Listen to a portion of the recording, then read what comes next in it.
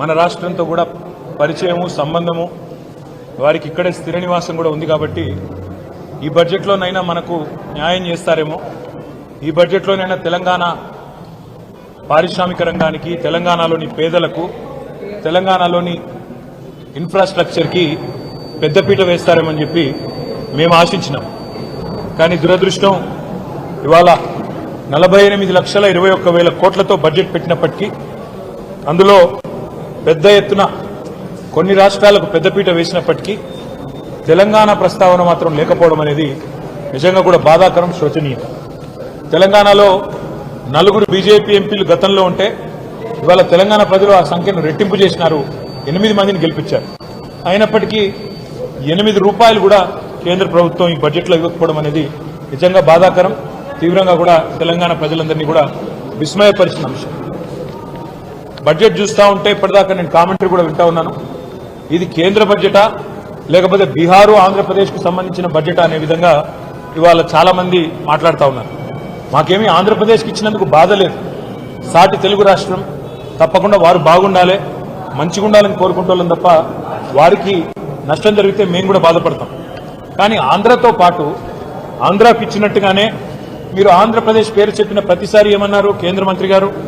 ఆంధ్రప్రదేశ్ పునర్విభజన చట్టం అని మాట్లాడింది కానీ ఆంధ్రప్రదేశ్ పునర్విభజన అంటేనే 2 రాష్ట్రాలకు సంబంధించిన ప్రయోజనాలు ఆ చట్టంలో ఉన్నాయి కానీ మొత్తం స్పీచ్ కాపీలో ఎక్కడ కూడా కనీసం తెలంగాణ అన్న పదం కూడా మంత్రి గారు మాట్లాడకపోవడం బాధాకరం సరే ఆంధ్రప్రదేశ్కి బ్రహ్మాండంగా డబ్బులు ఇచ్చారు అమరావతికి 15,000 కోట్లు తర్వాత భవిష్యత్తులో ఇంకా అవసరంగా అయితే ఎక్కువ డబ్బులు ఇస్తామన్నారు అదేవిధంగా పోలవరం నిర్మాణానికి సంపూర్ణ సాయం చేస్తామన్నారు అదే మాదిరిగా ఆంధ్రప్రదేశ్లో మరి పారిశ్రామిక అభివృద్ధికి ప్రత్యేక సహకారం ఇస్తామన్నారు వైజాగ్ చెన్నై ఇండస్ట్రియల్ కారిడార్స్ పెడతామన్నారు అదేవిధంగా కొప్పర్తి ఓర్వకల్లు ఇండస్ట్రియల్ జోన్స్ కి అక్కడ ఎలక్ట్రిసిటీ వాటరు రోడ్స్ హైవేలకు ప్రత్యేక నిధులు అన్నారు వైజాగ్ చెన్నై కారిడార్ కూడా డబ్బులు అదేవిధంగా బెంగళూరు కూడా హైదరాబాద్ బెంగళూరు కారిడార్ కూడా డబ్బులు ఇస్తున్నామన్నారు అదేవిధంగా ఆంధ్రప్రదేశ్లోని వెనుకబడ్డ ప్రాంతాలకు ప్రత్యేక ప్యాకేజీ అన్నారు రాయలసీమ ప్రకాశం ఉత్తరాంధ్ర జిల్లాలకు ప్రత్యేక ప్యాకేజీ అన్నారు మాకు ఆంధ్రప్రదేశ్కి ఇచ్చిన దాని మీద దుగ్ధ లేదు బాధ లేదు అసూయ లేదు తెలుగు రాష్ట్రం పక్క తెలుగు రాష్ట్రం బాగుపడితే సంతోషించటోళ్ళమే తప్పకుండా స్వాగతిస్తాం ఆంధ్రప్రదేశ్కి ఇచ్చిన దాన్ని కానీ కేవలం ఆంధ్రప్రదేశ్కు బీహార్కు రెండింటికే ఇస్తూ మిగతా 26 రాష్ట్రాలను మరి చిన్నచూపు చూడడం అనేది నిజంగా బాధాకరం ఆంధ్రప్రదేశ్ పునర్విభజన చట్టమని మీరే మాట అయితే చెప్పారు ఆంధ్రప్రదేశ్ పునర్విభజన చట్టంలోనే 2 తెలుగు రాష్ట్రాల ఏర్పాటు కూడా ఉన్నది తెలంగాణ ఉన్నది ఆంధ్రప్రదేశ్ ఉన్నది కానీ ఎప్పట్లాగానే మనకు 9.5-10 సంవత్సరాలుగా ఎప్పట్లాగానే ఇచ్చినట్టు ఈసారి కూడా గుండు సున్నానే ఇచ్చింది కేంద్ర ప్రభుత్వం మరి మీరు ఒక్క నిమిషం ఆలోచిస్తే మనకు ఆంధ్రప్రదేశ్ పునర్విభజన చట్టంలో కూడా 35 వివిధ హామీలు మరి మనకు కేంద్ర ప్రభుత్వం ఆనాడు 2014లో ఇచ్చింది అందులో చాలా అంశాలు గతంలో కేసీఆర్ గారు ముఖ్యమంత్రిగా ఉన్నప్పుడు గత 10 ఏళ్లు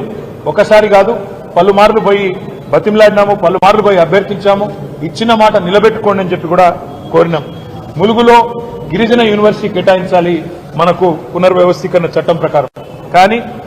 పేరుకేదో యూనివర్సిటీ ఇచ్చినట్టు గతంలో ప్రకటించారు తప్ప ఇప్పటి వరకు డబ్బులు కేటాయించలేదు బయ్యారంలో ఉక్కు కర్మాగారం పెడతాము steel authority of India limited ద్వారా అన్నారు ఇప్పటి వరకు దానికి మోక్షం లభించలేదు ఈ బడ్జెట్లో కూడా దక్కింది గుండు సున్నా కాజీపేటలో రైల్ కోచ్ ఫ్యాక్టరీ అన్నారు అది కూడా హులెక్కైంది అది కూడా ఇవాళ రైల్ కోచ్ ఫ్యాక్టరీ పోయి ఒక వ్యాగన్ రిపేర్ షాప్ పెడతామని చెప్పడం బాధాకరం 9 ఏళ్లుగా ఆనాడు కేసీఆర్ గారు ప్రధానమంత్రి గారిని కేంద్ర మంత్రులను పలుమార్లు కలిసి మా రాష్ట్రానికి కొత్త విద్యా సంస్థలు ఇవ్వండి ఐఐఎం ఇవ్వండి ఇండియన్ ఇన్స్టిట్యూట్ ఆఫ్ మేనేజ్మెంట్ ఇవ్వండి నేషనల్ ఇన్స్టిట్యూట్ ఆఫ్ డిజైన్ ఇవ్వండి ఐఐఎస్ఈఆర్ ఐసర్ ఇవ్వండి నవోదయ కేంద్రీయ విద్యాలయాలు ఇవ్వండి అని పలుమార్లు కోరినాం దాని మీద కూడా ఒక్కటంటే ఒక్క విద్యా సంస్థ కూడా ఇప్పటి వరకు మంజూరు చేయలేదు ఈ రోజు బడ్జెట్లో కూడా చేయలేదు కేంద్ర బడ్జెట్లో పారిశ్రామిక కారిడార్లు ఇవన్నీ కూడా చెప్పారు ఇతర రాష్ట్రాలకు సంబంధించి అదే తెలంగాణలో మరి హైదరాబాద్ నుంచి వరంగల్ కానీ హైదరాబాద్ నుంచి రామగుండం కానీ హైదరాబాద్ బొంబాయి పోయే రోడ్డు కానీ హైదరాబాద్ నుంచి విజయవాడ పోయే రోడ్డు కానీ ఇవన్నీ కూడా ప్రముఖమైన పారిశ్రామిక కారిడార్లుగా ఏర్పాటు చేయాలని 6 వివిధ కారిడార్లు ఏర్పాటు చేయాలని చాలాసార్లు కోరాం దాని మీద కూడా స్పందన లేదు మెగా పవర్ లూమ్ క్లస్టర్ కావాలని చెప్పి సిరిసిల్లలో అడిగాం, దాని మీద కూడా స్పందన లేదు. అదేవిధంగా కొత్త హ్యాండ్లూమ్ క్లస్టర్స్ కూడా మంజూరు చేయాలని చెప్పి కూడా గతం నుంచి కోరుతున్నాం, దాని మీద కూడా స్పందన లేదు. తెలంగాణ ప్రభుత్వం రేవంత్ రెడ్డి గారి నాయకత్వంలో మన చాలా మంది చాలాసార్లు ఢిల్లీకి పోయి అక్కడ మంత్రులను కలిసినట్టుగా కూడా వార్త, కానీ ఒక్కటంటే ఒక్కటి కూడా వీళ్ళు చెప్పింది వాళ్ళు వినిపించుకున్నట్టయితే కనబడడం లేదు. రీజనల్ రింగ్ రోడ్డు కానీ, రాష్ట్రాలకు ముఖ్యంగా తెలంగాణకు ఉపయోగపడే హైవే విస్తరణ కానీ, కనెక్టివిటీ ప్రాజెక్టులు కొన్ని తప్ప ఎక్కడ కూడా పెద్ద మొత్తంలో అయితే ఇచ్చిందేం లేదు. మొత్తంగా చెప్పాలంటే తెలంగాణకు ఈ బడ్జెట్లో మళ్ళొక్కసారి దక్కింది పెద్ద గుండు సున్నా. నేను తెలంగాణ ప్రజలు అందుకే ఆలోచించాలని చెప్పి వారిని విజ్ఞప్తి చేస్తా ఉన్నా. మొన్న జరిగిన పార్లమెంట్ ఎన్నికల్లో 16 స్థానాలు 8 కాంగ్రెస్ పార్టీకి, 8 భారతీయ జనతా పార్టీకి మీరిచ్చారు. ఇవాళ అదే 16 స్థానాలతో చంద్రబాబు నాయుడు గారు శక్తి బలంగా ఉంటే ఏం సాధించుకోవచ్చో సంకీర్ణ ప్రభుత్వంలో చూపెడతా ఉన్నారు. 15,000 కోట్లు ఒక్క ఏపీ క్యాపిటల్ డెవలప్మెంట్ కి ఆయన తీసుకుంటున్నారు. అదేవిధంగా బీహార్కు 26,000 కోట్ల రూపాయలు కేవలం రహదారుల కోసం మాత్రమే ఇచ్చినారు. కానీ తెలంగాణకు 16 మంది సభ్యులున్న 8 మంది కాంగ్రెస్ వాళ్ళు, 8 మంది బీజేపీ వాళ్ళు దక్కింది మాత్రం గుండు సున్నా. అందుకే స్వీయ రాజకీయ అస్తిత్వమే తెలంగాణ కెన్నటికి రక్ష.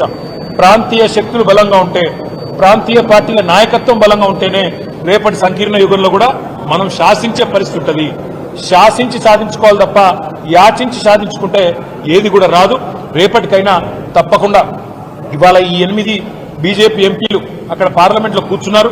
తెలంగాణకు అన్యాయం జరుగుతుంటే ఒక్క ప్రాజెక్టు కూడా రాకపోతే కనీసం నోరు కూడా మెదపలేదు. 2 కేంద్ర మంత్రులు ఉన్నారు, నోరు మెదపలేదు. అదేవిధంగా 8 మంది కాంగ్రెస్ ఎంపీలు తెలంగాణకు అన్యాయం జరుగుతుంటే కూడా. అదే ఈ రోజు అక్కడ గులాబీ కండువాలు కప్పుకున్న బీఆర్ఎస్ సైనికులు అక్కడుంటే ఇవాళ పార్లమెంట్ లో ఎట్లా ఉండేదో పరిస్థితి ఆలోచించాలని చెప్పి నేను కోరుతా ఉన్నా. అందుకే భవిష్యత్తులోనైనా తెలంగాణ ప్రజలు గుర్తుపెట్టుకోవాల్సిన మాట, మన ప్రాంత హక్కులు కాపాడాలంటే, మన రాష్ట్ర హక్కులు కాపాడాలంటే, మనకు నిధులు రావాలంటే ఈ సంకీర్ణ శకంలో తప్పకుండా కేసీఆర్ గారు లాంటి బలమైన నాయకులు, బలమైన బీఆర్ఎస్ లాంటి పార్టీలను ఎంత మద్దతు ఇచ్చి, ఎంత సంఖ్యాపరంగా బలోపేతం చేస్తే అంత రాష్ట్రానికి లాభం అనే మాట కూడా మళ్ళొక్కసారి గుండు సున్నానే ఇచ్చినందుకు మరి కేంద్ర ప్రభుత్వానికి, మరి 8 ఎంపీలు ఇచ్చినా మీరు గుండు సున్నా ఇచ్చినందుకు తెలంగాణ ప్రజలు భవిష్యత్తులో అన్ని గమనిస్తున్నారు, అన్ని ఆలోచన చేస్తున్నారు. తప్పకుండా తగు రీతిలో నిర్ణయం తీసుకుంటారని చెప్పి కూడా మేము ఆశిస్తాం.